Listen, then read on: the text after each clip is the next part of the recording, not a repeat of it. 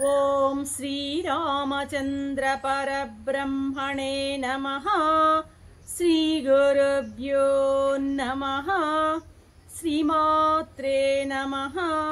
శ్రీ గణేశాయ నమః.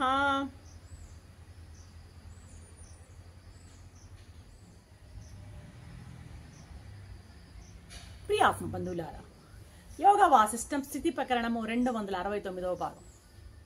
నిన్నటి ఎపిసోడ్లో ఆ దాసూరుడు తన కుమారుడికి ఆత్మబోధ చేస్తుండగా వశిష్ఠ మహర్షి విన్నట్లుగా ఆ వినటువంటి బోధను యథాతథంగా రాముల వారికి ఉపదేశిస్తున్నటువంటి సందర్భంలో మనం ఆపామన్నమాట. స్వోత్థుడి గురించి చెప్తూ ఉన్నాడు.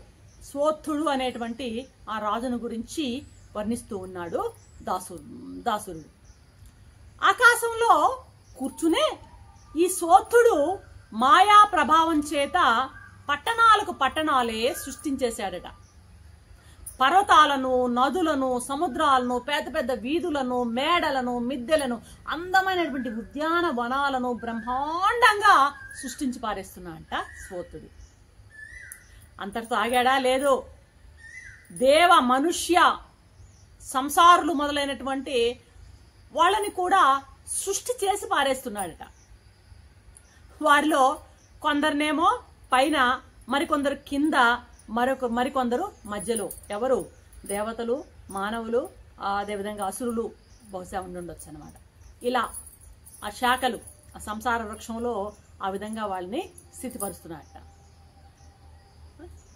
వీళ్ళు కొందరు చాలా కాలం నివసించేవారట, మరికొందరు చాలా త్వరగా నశించే వాళ్ళట. ఈయన తయారు చేసినటువంటి ముందు చెప్పిన 3 కేటగిరీస్ లో ఉన్నటువంటి వారందరినీ కూడా వర్ణిస్తున్నారు ఇక్కడ. ఎలా ఉన్నారు వాళ్ళు? వాళ్ళు నల్లటి కేశపాశాలు ధరించున్నారంట. ధరించి 9 ఇంద్రియ ద్వారాలతో కూడి సదా రాకపోకలు చేసేటువంటి వాయువులు కలవారంటే, ఎప్పుడు సదా వాయువు అంటే శ్వాసించడం అన్నమాట. అటువంటి వాళ్ళట వీరు.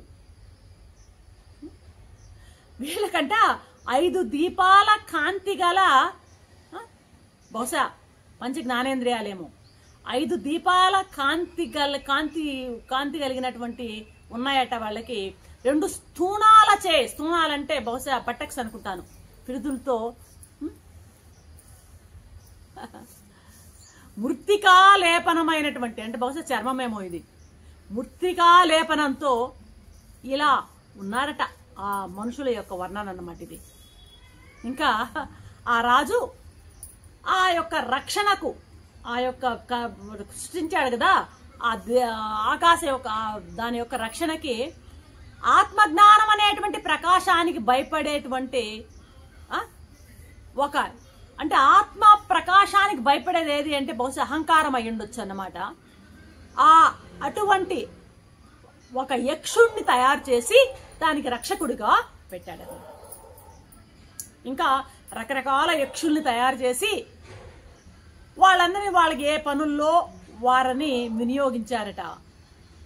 వాళ్ళ పనుల్లో నిమగ్నమై ఉండగా ఈ రాజు పాత్రం గూట్లో పక్షిలాగా నానా క్రీడలు పాల్గొనేవాడట. ఎన్నో విచిత్రమైనటువంటి ఆటపాటలలో పాల్గొనేవాడట. ఒక్కొక్కసారి ఈ రాజుకి భవిష్యత్ పురాన్ని నిర్మించాలి అని కోరిక కలుగుతూ ఉంటుందట. చపల చిత్తంతో ఆ భవిష్య నగరానికి పోవాలని కోరిక కలుగుతూ ఉంటుందట. ఇలా ఇక్కడ సకల భోగాలను భోగభాగ్యాలను అనుభవిస్తూ ఉండగా మళ్ళీ కొంతకాలానికి వీటన్నిటినీ కూడా మనం వెళ్ళిపోతే బాగుండు, ఇవన్నీ ఏంటబ్బా ఈ భోగభాగ్యాలేంటి, ఇదేంటి, ఎంతకాలం ఈ అనుభవం, ఇవన్నీ నశించాయి కదా, వెళ్ళిపోదాము అనుకుంటాడట. వెళ్ళిపోదాం అనుకుని ఏం చేస్తాడు వీడు?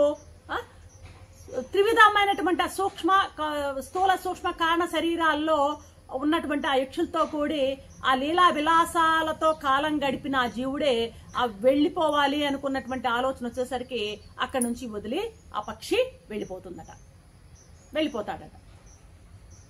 చచ్చిపోవాలనుకుంటాడు, నశిస్తాడనమాట.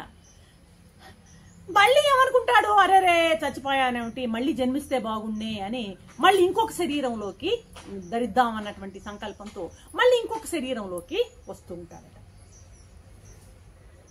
మళ్ళీ ఒక్క వెంట నీళ్లలో అలా ఎట్ట పుడుతుందో అలాగ శీఘ్రంగా మళ్ళీ పుడతాడట.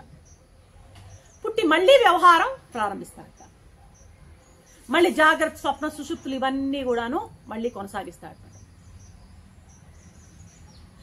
ఈ కొనసాగింపులో ఒక్కొక్కసారి ఒక రకమైనటువంటి పరాభవాన్ని పొంది నేను ఒక సేవకుణ్ణి, అజ్ఞాన్ని, దుఃఖితుణ్ణి అనేటువంటి ఆ న్యూనతాభావంతో ఏడుస్తూ ఉంటాడట. అప్పుడప్పుడు అయ్యో నేను అజ్ఞుణ్ణే, ఏంటి ప్రపంచం, నేను ఈ జన్మలో ఏం సాధించలేకపోతున్నానే అని దుఃఖంతో ఊరేగుతాడట.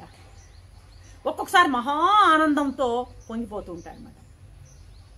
ఏదో సాధించాలి అనేటువంటి గట్టి గట్టి తపనలు వస్తుంటాయట. మళ్ళీ ఏమనుకుంటాడు, అన్ని సిద్ధమై ఉన్నాయి కదా, ఇంకా కొత్తగా సాధించేదేంది అని అనుకుంటుంటాడట.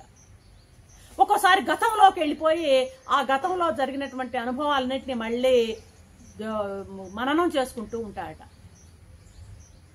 ఇలా కుమారా, మహామహిమా సంపన్నుడైనటువంటి ఆ రాజు వాయువేగానికి సంక్షోభించినటువంటి సాగరంలాగా ఒక్కొక్కసారి విజృంభించేవాడు.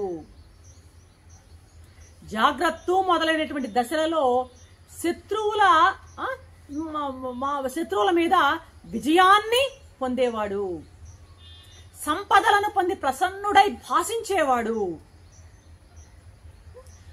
ఆత్మజ్యోతి ప్రకాశం వెలుగొందినప్పటికీ వ్యవహారాలలో వీడు పూర్తిగా మునిగిపోయినందువల్ల ఒక్కొక్కసారి మహాశోభావిహీనుడై ఉండిపోయేవాడు అంటున్నాడు.